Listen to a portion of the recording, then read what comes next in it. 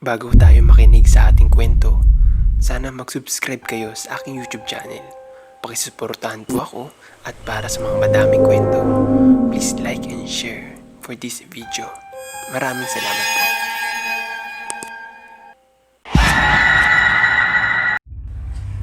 Sinabi na ni Mark ang tungkol sa nakikita niya sa kanya. Tinanong niya ang bata kung anong huling natatandaan niya tungkol sa kanyang magulang. Mistulang nakapikit ang bata nang sinabi na hindi niya masyado tanda ang mga bagay-bagay.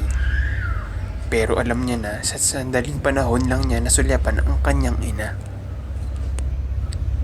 Pinadescribe ni Mark ang itsura ng kanyang ina. At ang natatandaan lang daw niya ay maputi at maganda siya. May buhok na lagpas ng balikat. Ang kanyang ngiti ay maganda.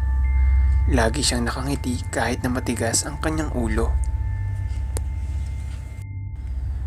Nagkakamot ng ulo ang bata nang nakikwento tungkol sa ina niya. Lalo na sa pagbili sa kanya ng ice cream kahit ayaw na ayaw ng kanyang ama. Nagkaroon ng idea si Mark at pinadescribe sa bata ang kanyang ama. Tumayo ang bata at nagpunta sa cubicle ni Mark. Itinuturo ang isang litrato. Nang makita niya, laking gulat ni Mark na siya ang ama ng bata. Nilabas ni Mark ang litrato ng kanyang asawa. Sinabi ng bata, "Mama ko." Nanlambot si Mark dahil wala siyang alam na may anak siya na ganun edad. Agad na tinawagan niya ang ex-wife niya. Tinanong ang tungkol sa bata. Dinescribe niya ang itsura nito sa kanya.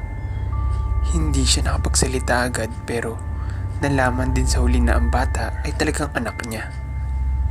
Bago pa sila ikinasal, nabuntis na siya pero dahil nasa abroad si Mark, hindi na niya pinaalam na nalaglag ang bata. Dahil sa panahon na yun, hindi siya sigurado kung paninindigan siya ni Mark. Umiyak ang kanyang ex-wife. Hindi niya akalain na hanggang ngayon ay nasa tabi niya ang bata at hindi siya nilulubayan. Halos nasa 4 months na ng pagbubuntis niya nang malaglagan siya. Biglang naalala ni Mark ang bata. Simula na ikinasal sila ng kanyang ex-wife, lagi na lang siya may naririnig na boses ng bata at may nakikipaglaro sa kanyang mga anak na si Erin at Eric. Pero wala silang nakikitang mag-asawa. Itutuloy.